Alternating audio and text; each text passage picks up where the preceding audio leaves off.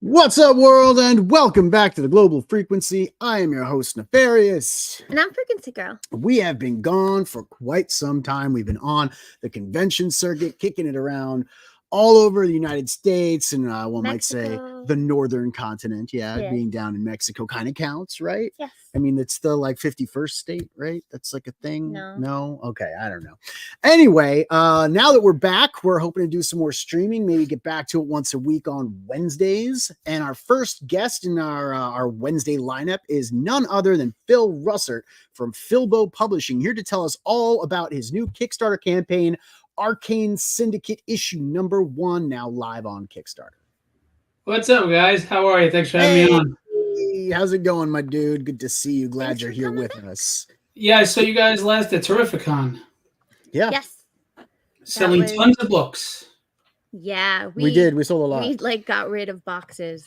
Yeah, that was awesome. It's an awesome feeling. And you're like, okay, I don't have to pack these. Yeah, you know what's an even more awesome feeling is when you pack your suitcases and your carry-ons full of books to go down to Mexico or out to LA, and then after the show you're like, this thing is empty. Yeah. We don't have to worry about get another bag. It makes packing clothing at the end much easier. Packing everything. Well, so because you have to make sure everything weighs right. So you're shoving socks in this corner and a shirt t-shirt here, and then when you're done it's just okay, just dump all the clothes in one suitcase because everything else is empty. So yeah, the most annoying part about flying with most airline companies is managing the weight in your luggage. A lot of companies don't like it. The most is when they temporarily lose your luggage, but then you get it back, so that's okay. You sound like you're speaking from personal experience. Maybe I am. Yeah, maybe you are. No, it's nice, a nice feeling having empty bags on the way home, even if they are the ones getting lost in the on the runway or the one getting lost had all the clothes in it. No, it hopefully had the dirty clothes. Mo, what's up, Mo? Yes, we did. Yes, we have Mo Biggs with us. We've also got the one and only Aldous from the farm just off Orwell Lane. He says it's always a good day when the frequency is on. Mo says Phil's back, and this time it's personal. Well, yes, it is personal. We are personally glad to welcome you back to the show. What's been going on with you, my dude? I'm just gonna interrupt and say hello to everyone watching on Twitter because they can't comment, and we're not streaming on Facebook anymore because I keep getting flagged for spamming false advertising, and they're gonna shut down my channel. That's ridiculous. And it's all our live streams. I told her to keep doing it to Facebook anyway because they'll we get flagged and they'll shut down our channel. Yeah, but then they also shut down my personal channel too. So win-win. Don't have win all day long, guys. Big old W for winning, right? No having to worry about Facebook, no having to worry about YouTube. Yeah. Well, thank you. Okay. Appreciate you saying that. It's nice to know somebody says that. Yeah, just one or two people. Anyway, I was asking what's been new with you ever since we saw you at Terrificon. What have you been up to? Gearing up for New York Comic Con. I'll be there next week at the Hot Flips booth, and thank God I found a printer that got my books in time, the trade paperbacks and everything. I'm gearing up for something that I can't announce yet that's pretty big next year, but Tragedy will be monthly. And some big news is coming up on that soon. And because of the printer situation, I'm a little backed up on some fulfillment, but I have some campaigns that'll be fulfilled in the next couple of weeks. And then plugging on to, like I said, the people that I publish on crowdfunding, I have campaigns next year to gear up for. So a lot of stuff going on. But right now, we've got this campaign. Yeah, this campaign, very interesting. I did not know that this was coming. I haven't been really paying attention a lot to Kickstarter news or Indiegogo news in general because I've been doing my own thing. But I'm glad to see Arcane Syndicate is now has been kicked off and it's running on Kickstarter. Do you want to get into talking about that right off the rip, or is there anything else you want to touch on? You alluded to a couple of things, but I know you don't want to elaborate. 2025 is going to be a big year. You guys have been privy to that information, of course, and you might even be part of it. But I can't announce it yet, but it's big, and it's a game changer, and it's very excited about it. Right now, I know what you're talking about. Yeah. Forgive me for teasing, guys. I'm not trying to be a vague poster kind of guy, but I just can't right now. But I just know that it's cool. It's exciting. Thank you so much. Yeah, it's going to go monthly in comic stores in North America, Canada, and the US. So very excited. Let's just say that I'm not big on the gatekeeping. I'm not big on the people who tell me I can't get in the ring and fight. I'm okay if I'm not good enough to win. Like if I give it my best and I get knocked out, all right, I gave it my best. I can hold my head up high and move on. But nobody's telling me I can't get in the ring. That's just not happen. I'm Irish. We drink and we fight, and I don't drink. Well, let's put it this way. If you can't get on the card, right, like a sanctioned fight, you can always sneak into the ring with a steel chair and just mollywallop some fools and surprise them when they're like, wait, how did these get here? Yeah. Well, I've got plenty of chairs. Yeah. Lots and lots. Monthly chairs. Yes. People. Tables, ladders, and chairs. Oh my. It's going to be awesome. I might even have a steel cage. Yeah. It is a cage match, right? It's vicious out there. You're fighting tooth and nail just to get the recognition that. Well, and it doesn't help. It doesn't help when Facebook is doing what they're doing now. They're trying to keep it that you can't even just share your campaign links out without boosting it by paying money. But yet your feed is full of ads from other people. All it is a revenue service now for them, and it shouldn't even be called social media at this point. I mean, unless you want to argue about politics with idiots who don't even know, basic politics. But anyway, this is it would be a win for us if you got our Facebook shut down. Yeah. Hey, these days, that kind of press, that outrage press, or that controversial press seems to be the way a lot of people are going in the indie community, as opposed to actually selling their books. Yeah, drama always sells. It's been that way. Drama and sex. Yeah, drama and sex, especially drama about sex. Yeah. There are a lot of those indie comic book people having their backroom circle jerks, and it's all just drama about sex. I'm telling you. Yeah. Rich Ayala pointed it out, man. He wasn't afraid. Wasn't afraid to speak out about it. This is probably why you guys seem to get along with me and like me enough to have me in your show, because a lot of people don't like honest truth these days. They really don't. I don't have time for anything but the honest truth. I can't keep track of most of my shit. I'm too old. Lie. I can't lie about stuff. I'll forget what lie I told. It's just better to tell the truth. It's so much energy, right? Yeah, it is. When you get older, like your mid-40s. Too much energy to be lying and trying to keep up with all of it. So, Arcane Syndicate. I've always been an honest guy. It's never gotten me to be very popular, but... No, honesty is not popular. I think there's a delay. Yeah, it's possible there is a delay. Honestly, it's because you're doing something. Honesty is not popular. It never really has been.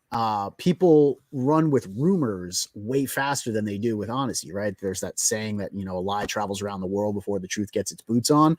It's because no one wants to actually listen to the truth. They want the sensationalism. They want the salaciousness of like the scandal and the lie. They want to buy into that. But people just want whatever's going to justify their ideology, whether it's true or not. They don't want to be correct. They just want to be right. This is Tragedy going monthly. At last, some honest headlines from the media. It would be Tragedy going hourly.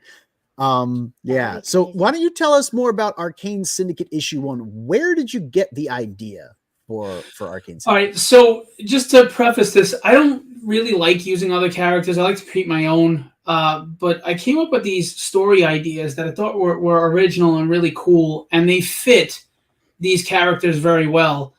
And I was like, you know what, the public domain, they would fit. Let's give it a shot. And my wife, who, she's my better half, and I love her because she's so honest. She was like, I don't know if it's going to fly. I wouldn't bother. But, I'm stubborn. I do what I'm going to do anyway. So I wrote the script, and I sent it to her, and she read it. She was, oh, my God, this is like right there with tragedy. This is so good. I come up with different things honoring these characters. They have universal appeal. Man, I like Mo. I really like Mo. But they even capitalized universal. I know. Yeah, I have to call them classic. I cannot call them that. I also noticed you didn't use you used the creature from the deep as one of the characters. Yeah, he is not public domain yet. Yeah, he's not going to be. He's copyright universal. I don't think that they're actually gonna. Actually, I think 2 years they lose it. 2 or 3 years. Yeah. I think Image has because they're doing their whole. They paid the license from the Black Lagoon. Yeah. Creature from the Black Lagoon license. I looked up the Mummy too. I looked up all of them because I just had to make sure. And the Mummy, you can have a Mummy, but the Mummy is going. Well, if you see the way we draw on him, he's different. Yeah, obviously. Frankenstein, you can't. The monster, you can't have the bolts on the neck. He can't be green, and you can't have that lightning scar. And and you can't have any of the actor likenesses. So we made sure we were respectful to the. What is trademarked and copyrighted as opposed to what's public domain. I love how he says respectful as though it's like a choice to, honor the legacy of these characters rather than. How about all right, let me put it this way. Dude. I don't want my ass to be sued. Exactly. And that's why we call them classics. This is a really, really neat idea. I wonder if everybody's available for use. God, I hope so. You got the Phantom of the Opera in there too, right? You have Invisible Man. All these guys are public domain and ripe for the picking. And you can't use their names, like the real name of the Invisible Man. I can't use his actual name. Use Talbot for the Wolfman. Yeah. Right. So a letter here, a letter there can be, moved. I'm sorry. Excuse me 1 second, because my daughter won't leave me be for a moment. What do you want? No worries. I need to charge it. That's why I'm charging it. That's what you're bothering me for on live? I'm not saying. Get out of here. She's got to you got to get her a battery pack or something, right? They have chargers, but they keep losing them. And they're like, Daddy, can I have yours? I'm like, no, because I didn't lose mine. She says the same thing, Daddy, can I have yours? That's another story. Going back to the sex drama, but irrelevant somehow, right?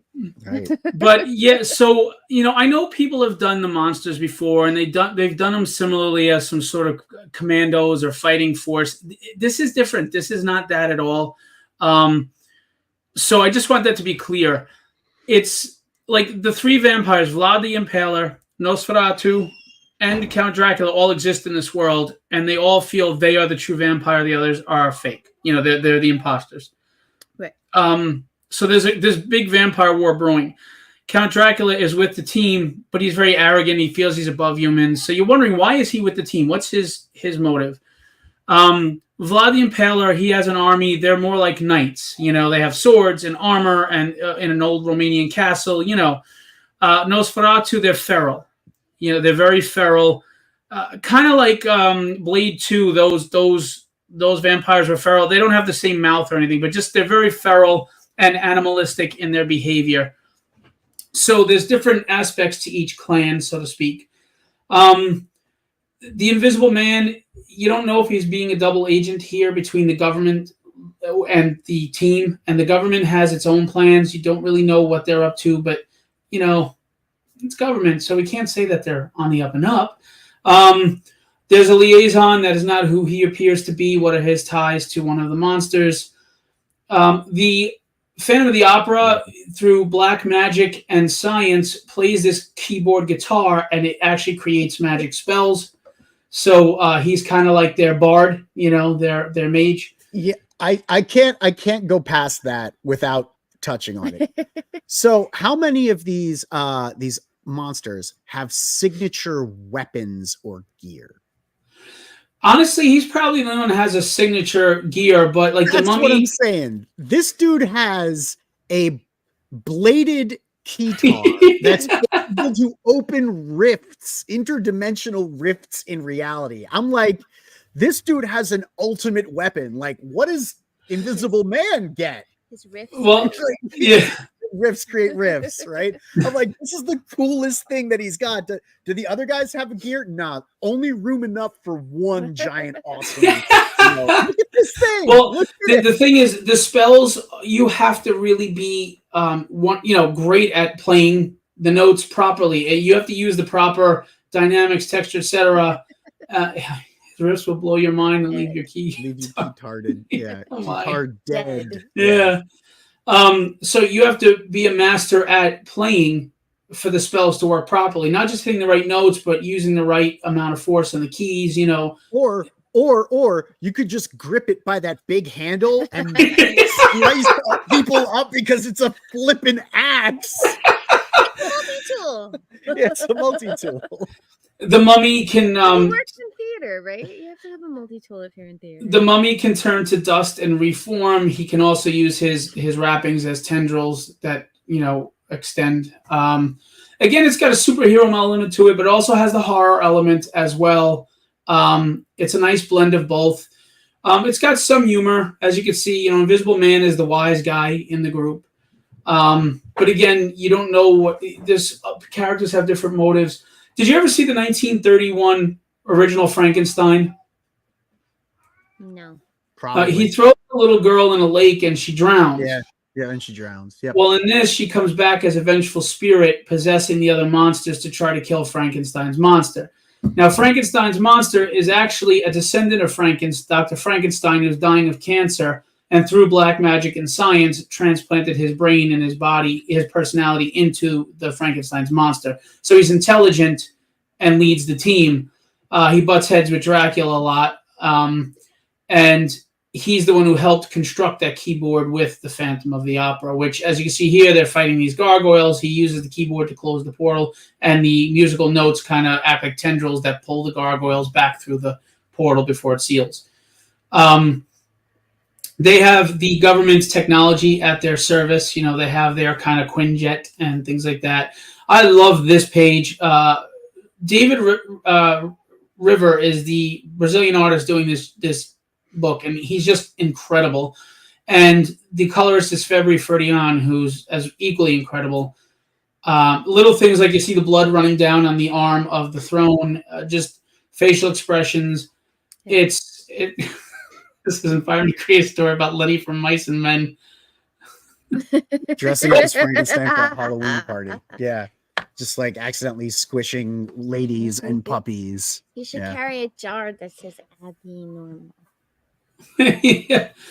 But again, this does have the horror element to it. It's not all tongue-in-cheek, like just superhero. I missed the reference. Abnormal to brain. If he's dressed. Oh, right. The brain. Yeah. Normal. Yeah. Igor. Yes. Thank you. Ladies and gentlemen, he's caught up. Thank you, Shadowpunk. Appreciate it. We just added 2 new variant covers today. A bunch of original art from Ricardo Silva, who does Tragedy, and you can make any one of them a glow-in-the-dark, foil, or metal cover. We didn't color everything yet, but we've got some pages to show you just the line work. And the idea is that's Dr. Frankenstein's descendant finding out he's got cancer. And then you'll see some pages where he's kind of doing his thing to get his consciousness into that.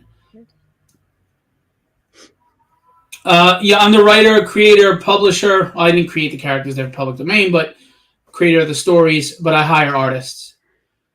Yep, that's. I mean, if you're going to be doing lots of books, you're going to have to hire lots of artists. Yeah.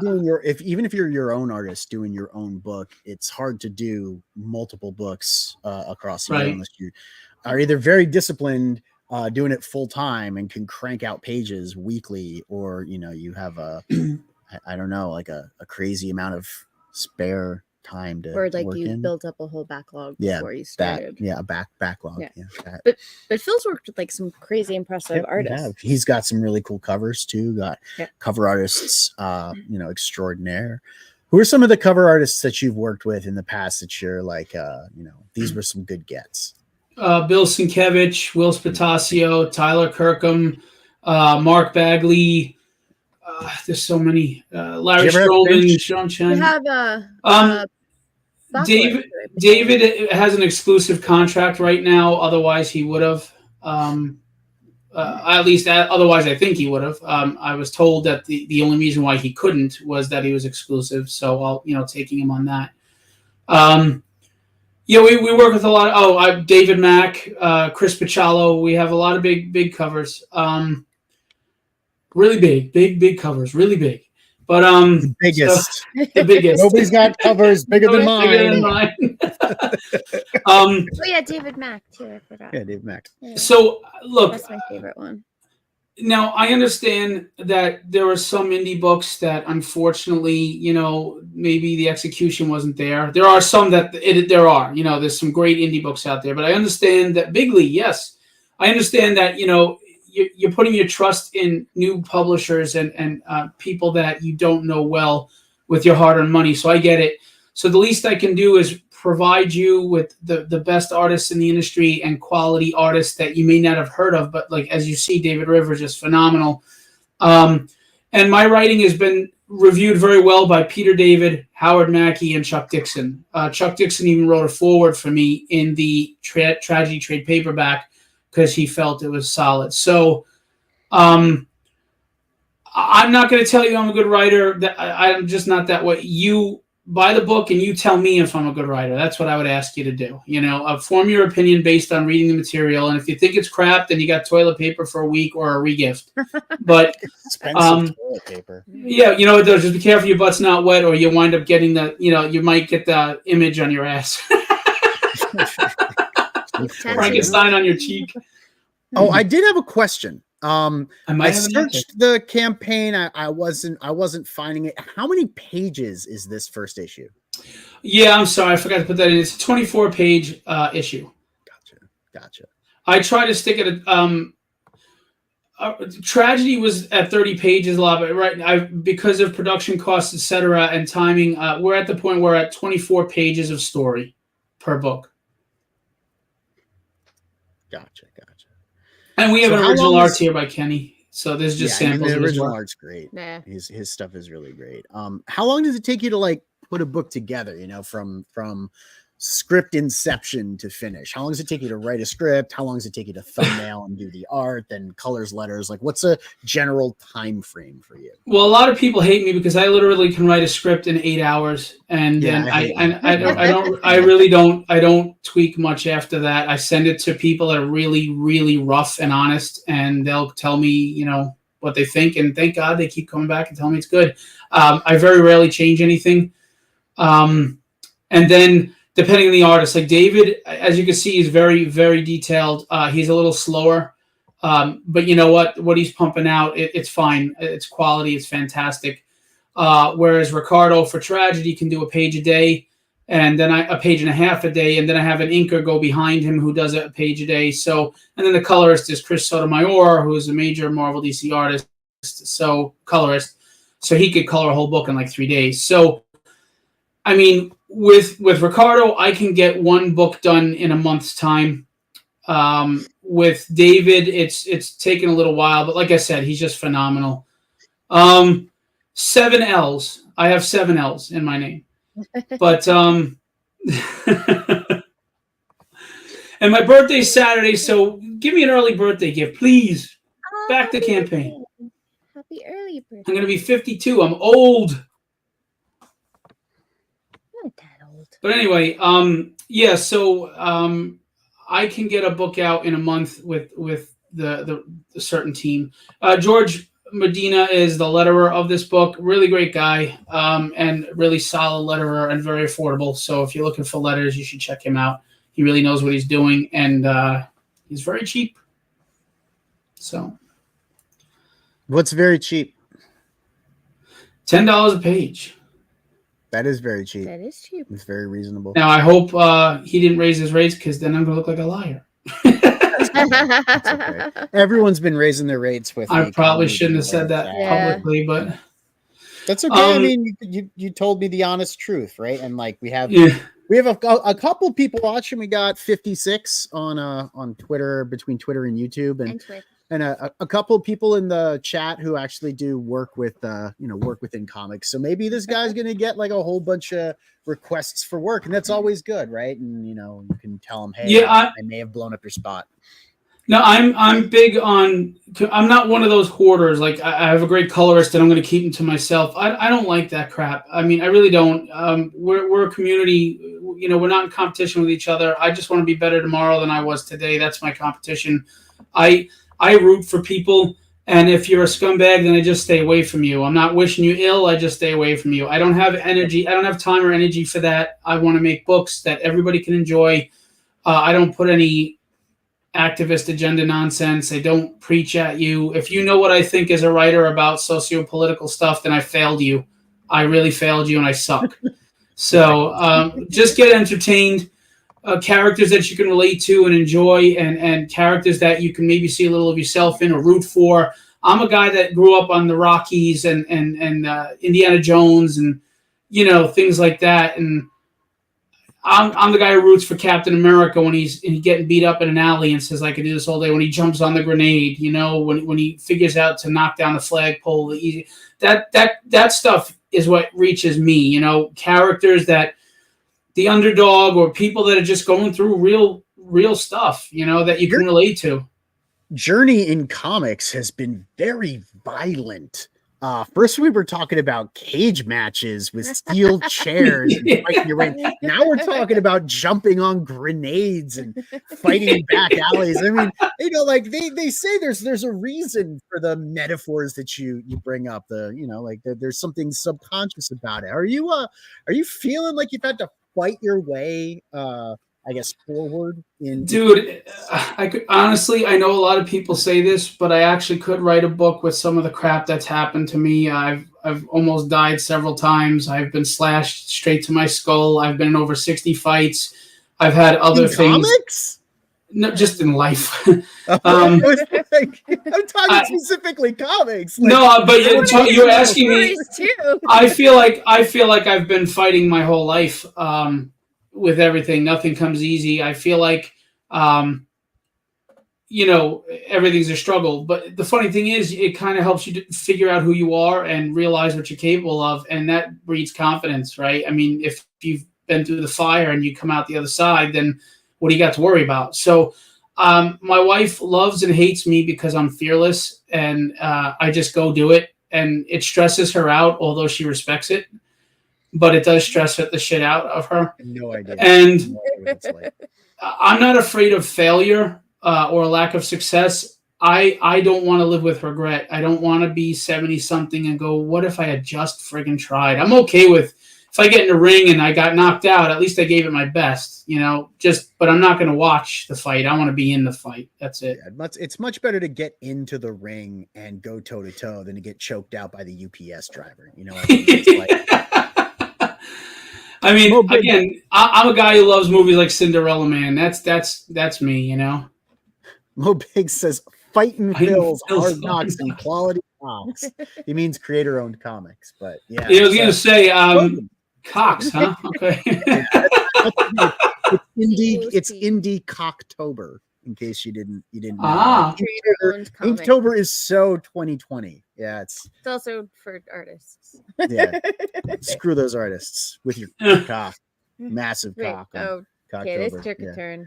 I mean, my metaphors are always raunchy. His metaphors are always violent, I should have known. It's gonna be an interesting show. Right.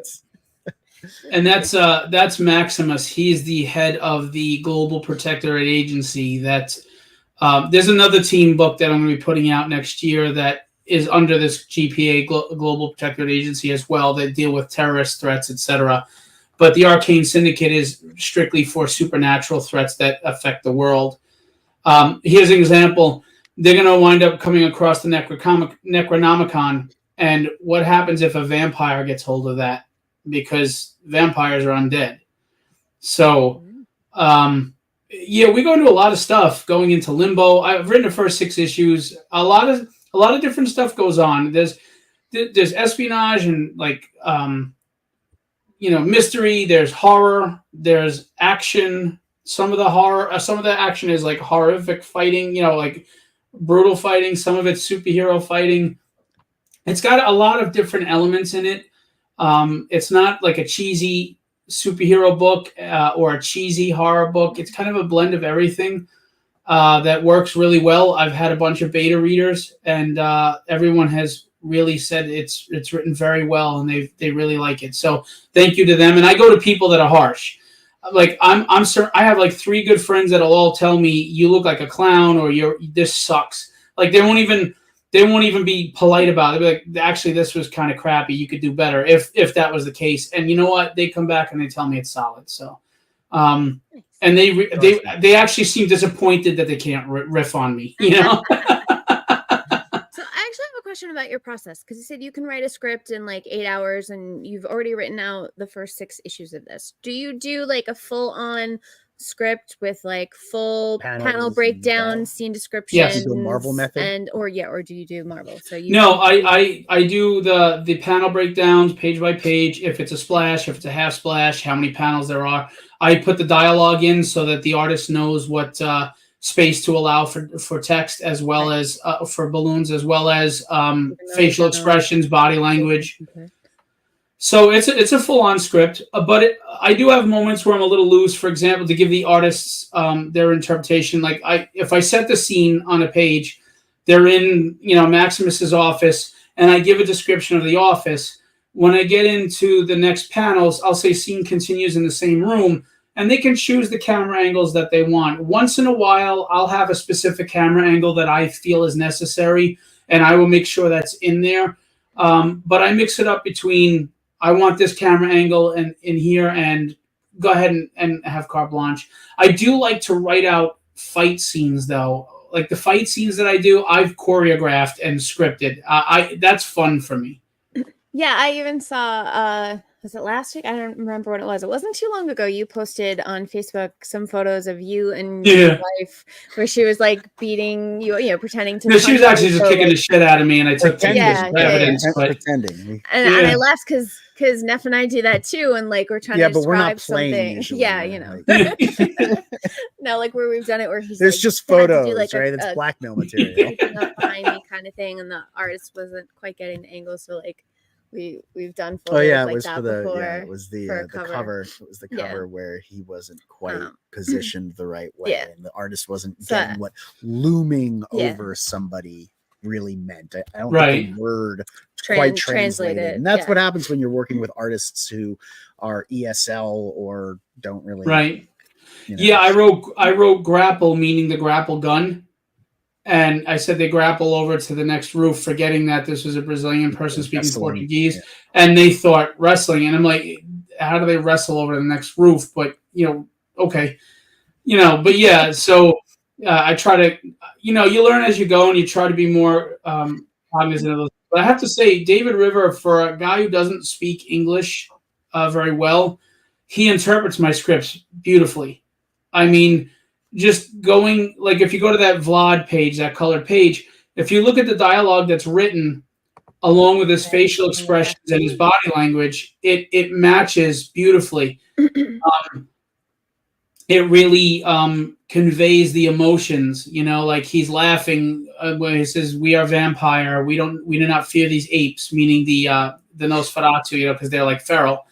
And then the last part is, if they stand with him, they fall with him. And he looks like really menacing, So David really gets the dialogue, the emotion and the tone of the page when he draws, which to me, honestly, is what levels up an artist. Because I've seen great line artists, but sequential storytelling is a whole different beast. And then there's people that could do a nice panel-to-panel, movement-to-movement thing, but do they really capture the feel of the page? That's fair. Yeah, we do not feel these apes. Yeah, they never met ARO. That's true, Mo. One of these days we have to see a real ARO adventure. What's ARO? It's AR-15 orangutan.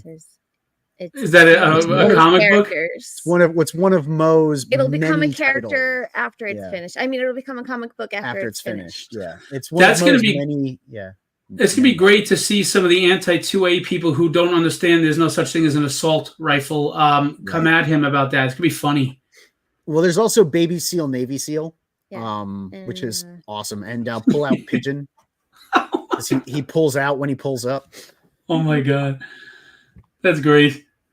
I'm going to ask another process question. I noticed on the campaign here. Sorry, you can tell she's been editing, guys, all the way to the bottom here somewhere where it says, "Haha, the team," and you're listed as writer, creator, editor. And I have to update that, by the way. But go ahead. I'm sorry. No, I was gonna say, so you edit your script and the layout artwork, or you have someone else edit your script and you do the layout? Both.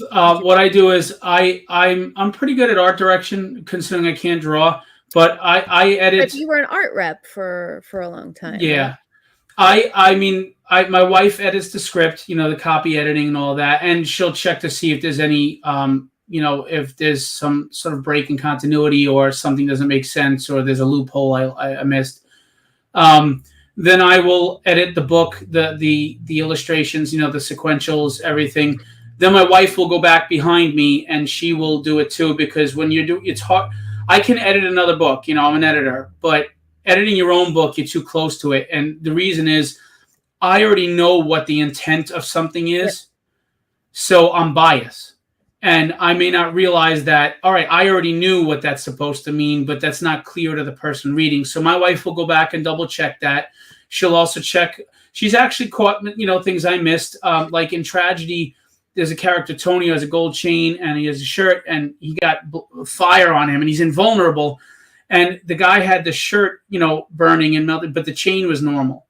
So my wife was like, no, you have to have the chain melted, off or whatever. It's got to show that it was, melting.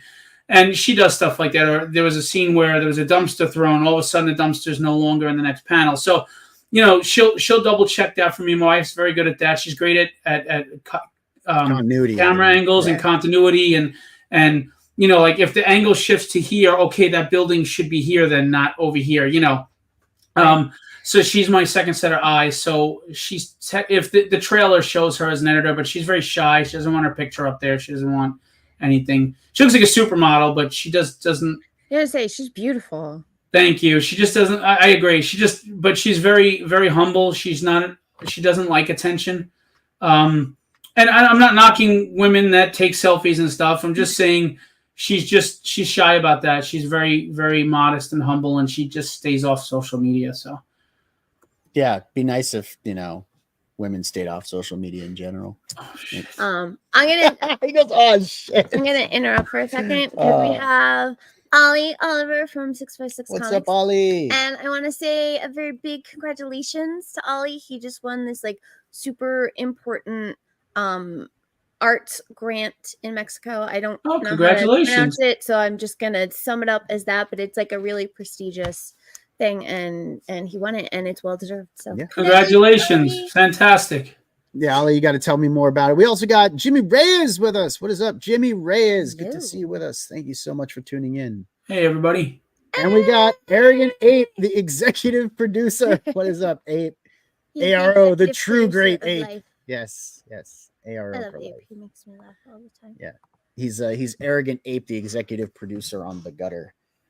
Which is a great show. If you haven't checked it out, it's late night Fridays. I think it's 11:30, or I always mix it up. Actually, all this has to poke me and go, we're going live in 30 minutes, or just text me the time so that I know, because I always forget. I have a mental block about when this show actually is. Ollie has been killing it. He has been. He's been doing great. We were with him in Mexico. And it was a great convention. He was killing it down there too. And Ollie's awesome. And he helped me get my potato chips that I like. He did. He helped you get your potato chips. They're these chips. really cool potato chips where they put all this stuff on it. And it's really good. See, that's the stuff I like, because I seem to run into a lot of petty, spiteful, vindictive people in the industry, which is kind of sad. So it's nice when you see people promoting and supporting others. I mean, that's what we should be doing. So congratulations to him on his success. Yeah, we're pretty chill around here. The people that show up in our chat, the people that we, have on the show, usually just, good guys, good gals, good people. Yeah, I love coming on this show. Yeah. Even when you grill me. Yeah, that's fun. I've been pretty easygoing. I mean, like I said, this is our first show back from months of being on the road. Yeah, but you know me. You can grill me. I don't care. Yeah, no, I mean, like, I'm not super prepared, Phil. I'm tired. Are you disappointed? Tuesday. Are you disappointed?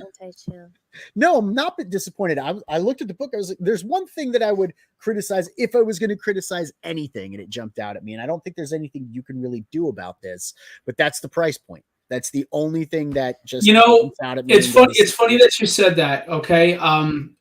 It's not funny. I'm going to be totally honest with you. Printing has gone up. It's doubled. Shipping has gone up because it's right before the holidays. So that's one of the reasons why I had to do that. And the other reason is when I put the price lower for Tragedy, it's like people didn't respect the book. But when I put the price up, people respect the book. They feel like, okay, there's value to it. There's quality to it. It's very weird. Now, again, I didn't jack up the price higher, much higher than just making a little profit. Again, if I make a profit. I mean, right now, printing a floppy book is almost $5. It's crazy. And then where are you printing? Comics Wellspring. They went up to $4.44. So a lot of them have. I've moved from them now, and then shipping has gone up. It's ridiculous. And I'm trying to keep shipping costs down, but I've gotten eaten alive a couple of times. I've had people order from Germany and it's $68 to ship, and I charge them $35 because, everywhere else is $35. Like you go to Brazil, it's $35. All of a sudden, or some places in Australia, $35. Some places in Australia are $68. And I'm a small guy. And then you got Kickstarter taking their 11%, and in that goal, it counts the shipping costs. So it's not money in my pocket. So I didn't really have a choice. Out of your pocket, yeah. Yeah, I didn't really have a choice. The only thing that I say is like I am a stickler for the whole 50 cents a page thing. Like I can't go above that. I can't go above 50 cents a page, no matter how phenomenal the art is, no matter how gold gilded the pages are. Fair enough. If we're talking about comic books, the competition that we have isn't just the indie people, it's the $3 mainstream books that we're all competing against, or $4 mainstream books. And if they have everything's like $4.99 as a mainstream at this point. They're $5. No, I see a lot of $4 books, a lot of $3.99 books, a lot of few books that are around $4. And even if we are talking about that extra price point, or that extra dollar in the price point, it's like that's doable for a hobby. Right? Like if you want to drop a $5 and grab a comic, you can do that.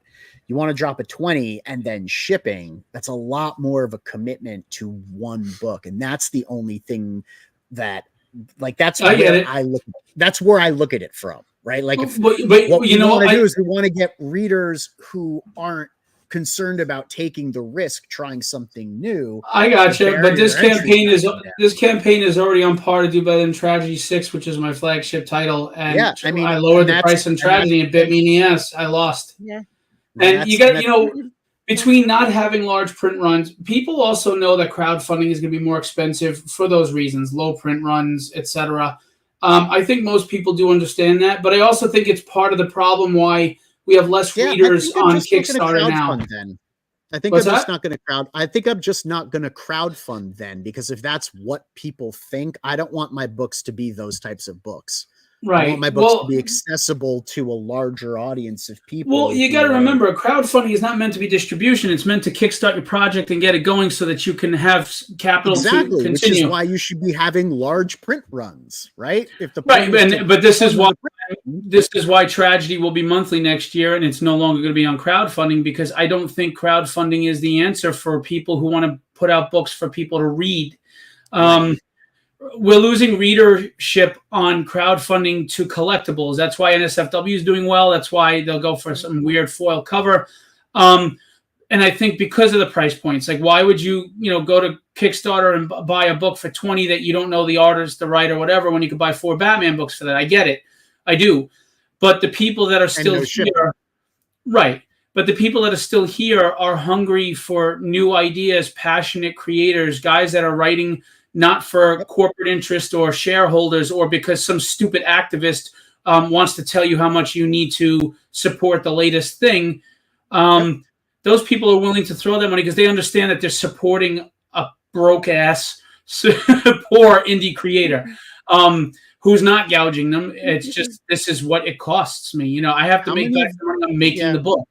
And when you're hiring major artists like I am, it costs. I'm not, and I don't mean this in any arrogant way, but yeah, I'm getting Bill Sienkiewicz and Chris Picciello. I'm giving you covers that are from big names that are rare. Well, then, yeah, I have to charge for it because I'm paying for it. You know what I'm saying? Right. If I was making a ton of money, believe me, everything would be in Diamond or whatever, and I'd be in comic stores already instead of crowdfunding. But it is what it is. And I took a chance. I said I'm going to have to raise the prices, and if it tanks, it tanks. I can't do anything about it. I don't think it's a measure of tanking or blasting off into the stratosphere.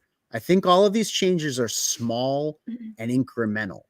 And if you're going to see a new series, like remember when you did Tragedy #1, right, and it was a $15 cover price and you had 30 pages and that's a 50 cent per page margin, right?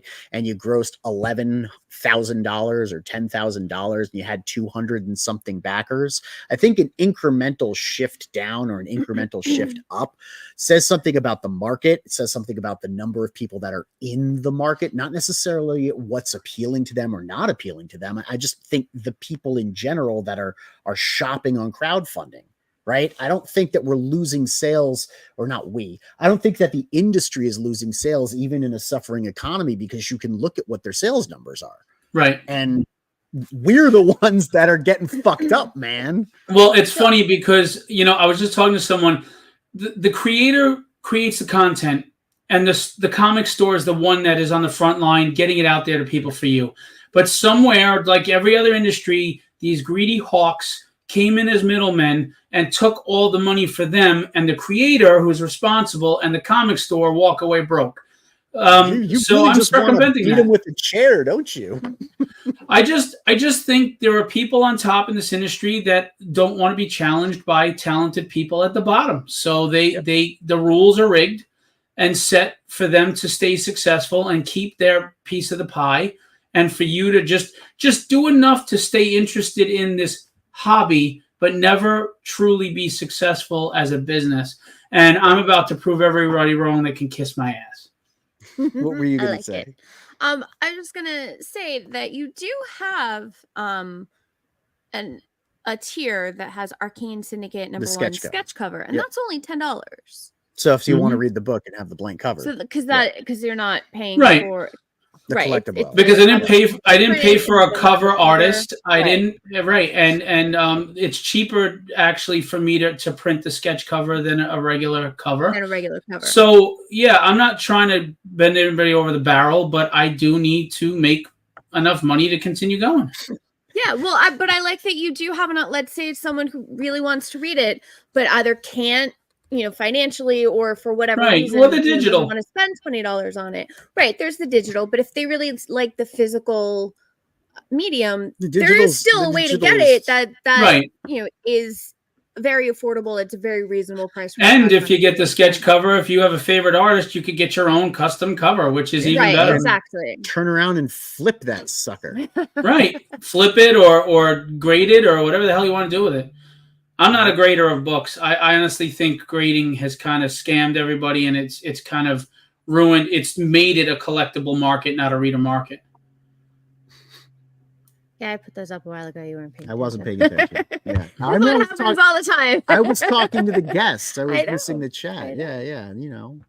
I don't know. Did you hear what we were talking about? Yes, you probably did. Why do you think I went and I pointed out the $10 cover? Like that's the 3 vampires. That's Kevin West. He's storyboard artist for Creepshow TV show. He's just on Judge Dredd. He's done Guardians of the Galaxy. He's worked Marvel, DC. You know, he did horror comics. So you know, he's a well-known Marvel, DC artist. So you know, I'm trying to give you your money's worth. Yeah, it's gorgeous. Yeah. It's a beautiful cover. And I got the original art too. So I mean, the art in general, the interior art's really solid and really well done. Layouts are good, you know, and I could see this becoming the type of title that would compete on the shelves. It's just the barrier to entry financially for people. People will buy shitty books at a less expensive price point because they don't care as much as you do, or as much as I do, or as much as some of the people who collect the niche stuff that we love the art in here. It's so good. They don't care. They'll buy CalArts books for $2 because they want to read a comic book, and it's a book for $2. And that's what we're up against. But you know, but there is another element. There's a lot of people in my age bracket or slightly younger that were huge comic fans for the last 30, 40 years and love them. Mm-hmm. And they're so disappointed and disenfranchised by what's going on now with the big comics and stuff that they're okay. They understand that these indie guys are struggling and they have to charge a little more. And they're okay with it because they're fiending for books that they're excited to read again, books that they can go and delve into and enjoy.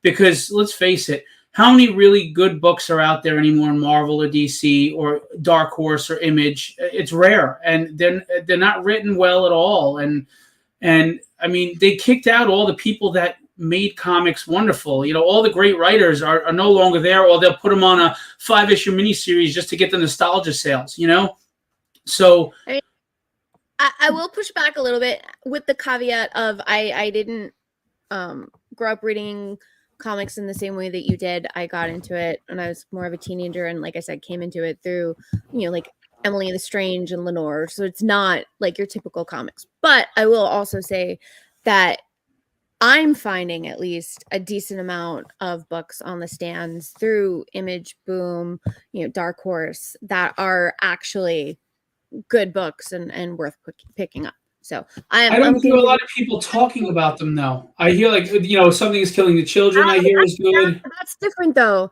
People talking about them and actually existing are two different things. Because people on the internet are talking about all the things they hate because that's what gets the views, the likes, the comments, the fighting. It's even in comic stores. We were talking about before. But I go into my comic shop and I'm talking with Scott, the guy who has it's not a real comic shop, it's a toy store with a little corner of comics. Our LCS shut down and he relocated. Yeah, so he kind of started a comics business again. Yeah. The reason it's shut down is the rents out here are insane. You know, Heroes Legacy, it's gone now because the rents are absurd. So he's at the Time Machine across from the Portal, and they opened up a comic section in there, and he's got a decent amount of books. Yeah, and he's growing it, and you know, he's trying to make it into something. But like, that's a shame. There's a lot of stuff out there that's not, you know, your typical superhero stuff necessarily. But I mean, I'm not a DC girl. I'm not a Marvel girl. I do like Ultimate Spider-Man. I do like Ultimate X-Men, Peach Momoko's run. I know it was controversial, right? But I think she did a really good job of it. And again, I didn't grow up reading X-Men. I read what everyone tells me is like the worst one is the Joss Whedon run on X-Men, and that's really the only X-Men aside from some Kitty Pryde stuff that I've read. But I'm excited for some of the writers and artists that they have for this new DC push. With, but again, how old are you? How old are you? 44. You don't ask a lady how old. Oh, you don't? Well, the people in my age bracket that I've spoken to, which is a lot, they're not impressed with a lot of the stuff that's out there. And that's why numbers are so down that they don't record them anymore, because the people who have the money, who have been the 30, 40-year veterans, they're not buying books. If they do, they're buying old stuff and rereading the old stuff. Yeah, I was going to ask you about that. Those guys that are willing to, you know, put out some What did I do, Mo? What did I do? Ask me how old I was. Oh. So those guys who are out there disenfranchised with sort of the industry books that exist, who are willing to spend more on indies. Where are they, and how many are there? Because I'm looking at all of our campaigns, well, obviously, and I'm not seeing numbers in 5 figures for backers, 6 figures for backers, 4 figures for backers. Yeah, you're right. 200 You're backers, right. 200 guys. I'm seeing 200 guys. You're so right. There are 200 guys nationally that are disenfranchised with the industry and willing to pay for $20 books. No, I can't make a business. I can't make a business run on. No, like I said, most people don't buy books to read off a Kickstarter because of the price point. Right. But what I said was there are people that will. I didn't say it was a lot. That's why I don't think crowdfunding is the end all be all or where the future is. Well, and that's because people abused it and tried to use it as an indie distribution hub, and that's not what it is. It's in the name, Kickstarter. It's funding. It's not really a shop. It's supposed to be funding and pledging because it's supposed to be help me get this off the ground and then hopefully I can go from there. And people have abused that. My whole goal is to use these campaigns to pay for the books and have them funded, hopefully make a little bit extra to go towards making the next book because everything goes back into the business. And at some point where I'm ahead of the schedule, I'm going to go monthly with all my books, which is what Tragedy's doing. And so I am essentially using crowdfunding for what it's meant for, to jumpstart the projects. Now, Unfortunately, to go monthly, you do have to be, 6-7 books ahead so you can meet a monthly schedule because it's very tough. And you have to have a little capital to afford print runs, etc. So that's exactly what I'm using crowdfunding to do. I'm going to be honest with you, I hate crowdfunding. It's a roller coaster of emotions. It's up and down. People backing out after backing out large pledges. You've got people that hate pledge and they purposely pull out towards the end just to ruin your campaign. You've got your gate kept on Kickstarter just like you on Facebook. And it always baffles me that if you're Kickstarter, why are you pushing the Brian Polito campaigns that are already making $240,000? You're guaranteed your 11% on that. Why wouldn't you push the little guys so your percentage goes up, right? If I go from a 5,000, right. They don't need us, and pushing us. It's like, okay, so there's 100 ones of us, right? So there's 100 different campaigns to push. That means actually doing something for 100 people, or you could push one campaign. Which one do you think they're going to do? And that's, like I said, that's why I can't stand it. It's more gatekeeping. It's, nobody... You're using their service. You're paying them for their service. Right. The service is supposed to get you backers. And the question is whether or not the service that you pay for is actually something worth paying for. On Indiegogo, it's not. Indiegogo, they shadow ban people. They can even suppress you in the algorithm. So it's the opposite. You're paying them to not promote you. So there's no point. You have to or can actually pay them an additional fee in order to. That's their whole new thing. I'm sorry, I just read Mo. What do you say? Monthly tragedy sounds like a Victorian era euphemism for Well, she does have red hair. Oh no! Oh my God, he's a riot. One question I did have. So the versions that you crowdfund, right? The with the covers that you crowdfund with the paper stock and all of those are like the collector's versions, right? When you go to stores and you go monthly, you're not actually taking the version that you crowdfunded to the stores, are you? Right. No, you're doing.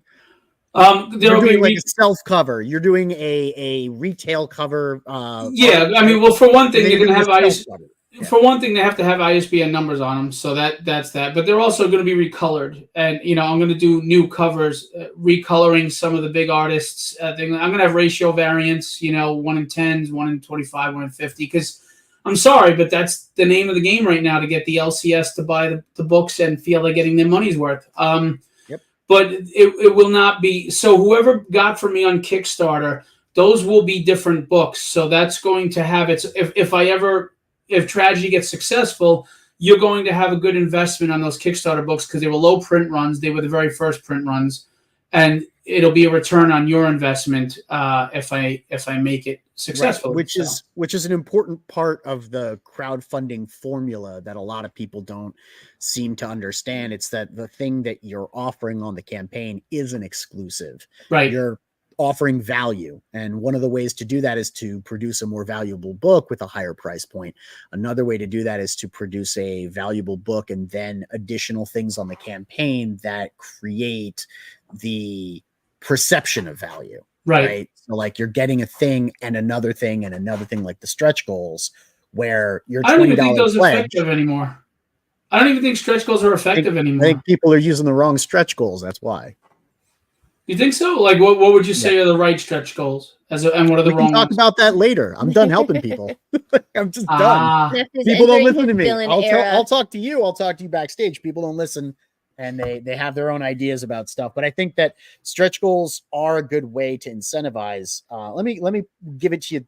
You know, just one example. We were at LA, right? And we had some of the stickers, the big hollow stickers on the table, right? And we were selling those for like $2.50 or $5. I don't remember what we were selling them. We were selling the Mavericks cover, the regular cover, for the same that we sold it on the campaign for, right? And people were all about, you know, okay, you know, I'll buy that.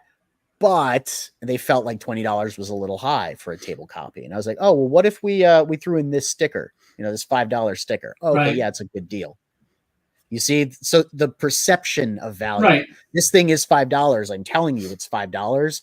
I'm going to throw that in. That makes what you're paying for. You're paying $20 for something that's $25. Right. So these are the stickers that we did with Snuggie, right? For the stickers. I give away. Oh, they were the shift stickers. When someone buys my horror magazine, which is 156 pages, I give them a free print, magazine size print of an alternative cover. Prints have always notoriously performed poorly in pretty much every capacity that I've seen them. So I'm talking about shows. Like at shows, the free prints go well. On crowdfunding, I get it. But that's the idea. When people are doing incentives for their crowdfunding campaigns, they're not doing the right stretch goal. They're not doing stretch goals the right way. You need to assign a value to the thing so people go, oh, I'm getting that free. Oh, okay, that means that the pledge that I'm putting in, that's a little bit more expensive than what I would want to pledge. Oh, that makes sense now because this is another $5. This is $10. Oh, wow, I just got $75 worth of stuff at a $20 deal. Of course I'm going to back this thing. Ultimately, it comes down to, yes, there's quality and there's fans who are dissatisfied and they want quality writing and the art is incredible. It still comes down to the commercial mentality of basic capitalism, right? It still comes down to getting people to buy a thing. Consumer psychology is at the heart of all of this. It's the value proposition is what's going to get you to become successful as an entrepreneur or as anyone selling anything to anybody. You got to get that aspect of it. And I think a lot of these indie guys get wrapped up in their own head of, oh, my art's the best and my story is the best, and therefore my book deserves to be $30. No, it doesn't. It doesn't. I don't care how much you pay for your art. I don't care how good your book is. When we look at it as a commercial product, the viability of that product in the existing market is determined by the consumer psychology about that thing. And most comic book readers, they don't spend money. Agreed. It says great art, great writing, still needs the FOMO. Yeah, still needs the FOMO. But that's something you already understand. You already figured that out with the variants that you have. You already know that that's how you get the books into the stores, by offering the 1 of 10, right? Like the order the 10, ratio variants, whatever that whole song and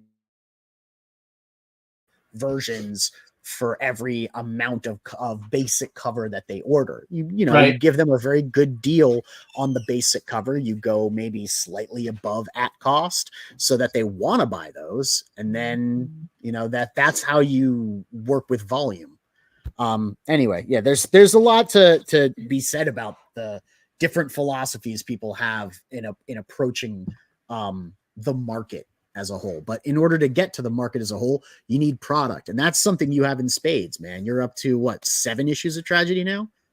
6 is about to be fulfilled. 7. And so 7's right on the horizon. So that's 7 months of monthly product. And that gives you a nice lead. Actually, by the time I go, I'll be at issue 15 completed. We're working on 10 now. So nice. Wow, that's incredible. So you've crowdfunded 6, and you're waiting for 5. But you've already, have you printed 10 already?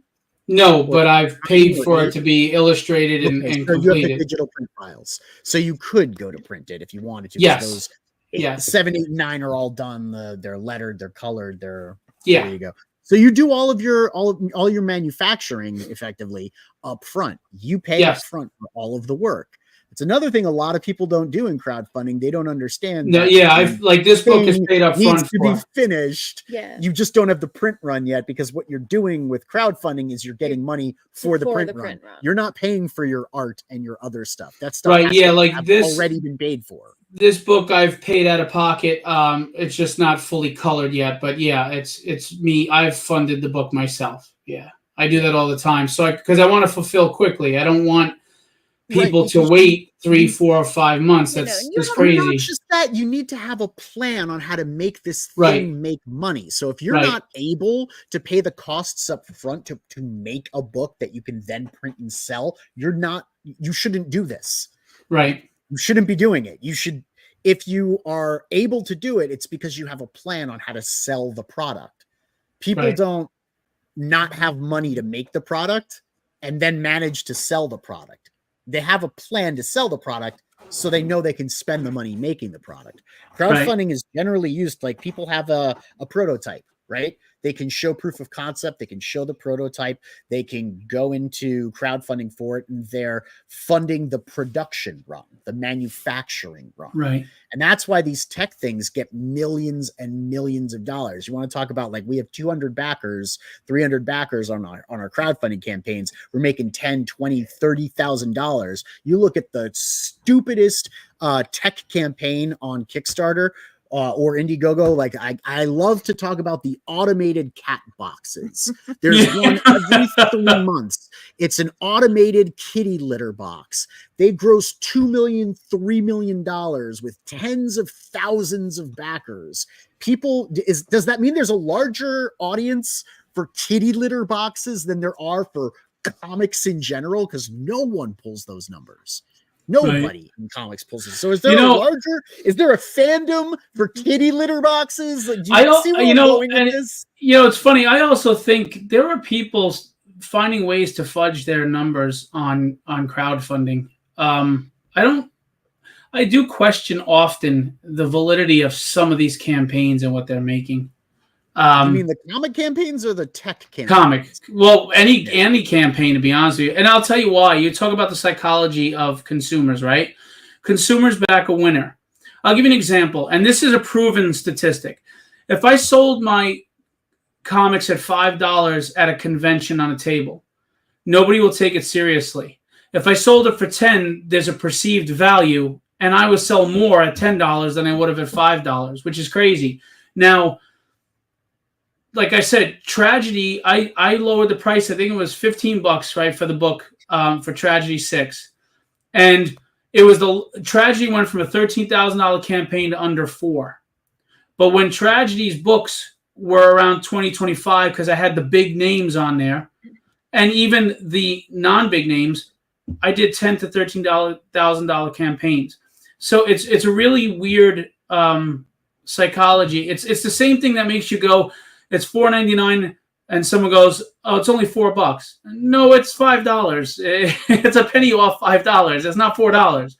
So, and it makes no sense to me either, Mo. But it's a proven study. I mean, I have gone to small shows. Population, right? I've gone to small shows, like library shows that are for families, right? And I had books that were still from a first print run when I was paying $1.69.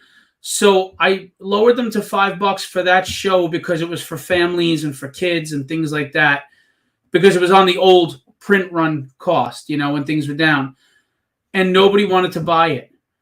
I put my book up to $10 and people are buying.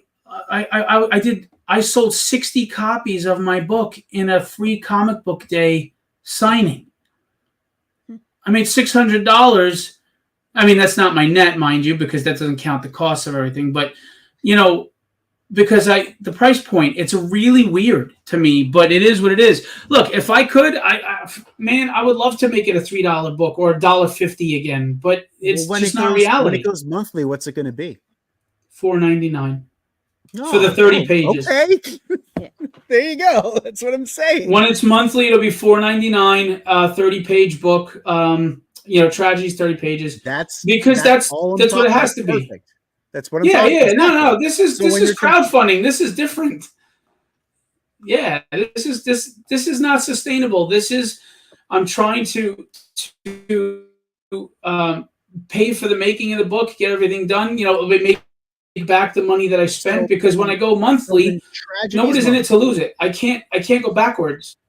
So when Tragedy's monthly, and you've got all these stores buying Tragedy, and they see that it's successful, and diamond or no diamond doesn't matter, you've got a successful book. Are you going to continue crowdfunding your other titles, or are you just going to be able to get print runs because you're going to have pre-orders from those stores that purchased your books previously? If I'm building enough capital off of that monthly, then no, I'm not going to crowdfund. I'm going to turn my own money back into producing the books on a monthly basis. Seems like the goal for you especially is to get into a wider distribution, which is more, comic shops at a lower price point, and to utilize crowdfunding, which is where the books are much more expensive, catered to a much smaller audience, and either are higher quality or I don't know, whatever you want to call them. That's not your goal. Is to not stay in crowdfunding. Your goal is to go and hit a broader audience. It never was. It's funny, when I on my first campaign, I got Will Spataccio and a lot of big names covers, right? Pistachio. And someone said, a couple of people said to me, "Oh, that's all well and good. You get the artists that you love, but that's not good business. And why would you get them? Because they're not part of the indie scene. Nobody knows who they are in the indie scene." Blah blah. I'm like, because you're thinking about staying here. I never was. Those were ratio variants from the frickin' start. And I figured at the very least, though, if I can make it an investment on the people who back the crowdfunding, because they're going to have the original Will Spataccio that I did. Now, the Will Spataccio variant that's coming, Alex Sinclair is going to color it and redraw the background. So it's going to be co-drawn by Will Spataccio and Alex Sinclair and colored by Alex Sinclair. So there is a value to having that first printing of Will's, on the first book. I want everybody to get their money's worth. I want people to have, whether you're a collector or a flipper, or if you just want to read quality stories, I'm trying to make everybody happy while not drowning. So yes, I never intended to stay on crowdfunding. It was to kickstart this whole endeavor, and then go from there, and I could build capital on my own and not do it off of pledges or whatever, and mass distribution. That, 4 years ago, I sat on a live stream and said, we need mass distribution for indie, and they all laughed at me, yelled at me, told me I was stupid, because during COVID, of course, crowdfunding was doing great. They mocked me, they made fun of me, and now they're all, on board, but they're like, oh, but with Diamond, you can't make any money. Listen, you can sit there and you can follow the rules of the people that are keeping you down. Just hit him with a steel chair, Phil. Or you can hit him with a steel friggin' chair. And that's, I think, where we need to leave it. So thanks, everybody, for coming out, tuning in, enjoying this wonderful conversation that we had with Phil Russertt from Philbo Publishing. Definitely check out Arcane Syndicate. It looks like a very interesting book. Great art, really nice covers. Some really, there's an Erwin Arosa cover that I urge all of you to check out. You know how much of a fan of Erwin's that I am. Yeah, he is. Really good. Thank you for tuning into the broadcast, and hopefully you're subscribed. If you're not, please. Just gonna let everyone know that the link for the book is in the chat. It's pinned, and it is also in the description. So if you're watching it later, go check it out. Yeah, definitely check it out. And I'll be at New York Comic Con, Hot Flips booth 2029. Next week, right? Next weekend? Yes. Weekend? This weekend? This weekend. Next weekend. So wait, so today's Wednesday. It's not this coming Friday. It's a week after this Friday. Correct. It's a week from this Thursday. Oh, I got the dates mixed up. Whoops, sorry. Thanks, Mo. Sorry. Great, very great. Now I know, and knowing is all the battle. But I accept birthday gifts on Saturday in pledges. Right. So that's it for us tonight. Thanks so much for tuning into the frequency. We'll see you next time. Thanks. Bye. Oops. Press the button. That's the button.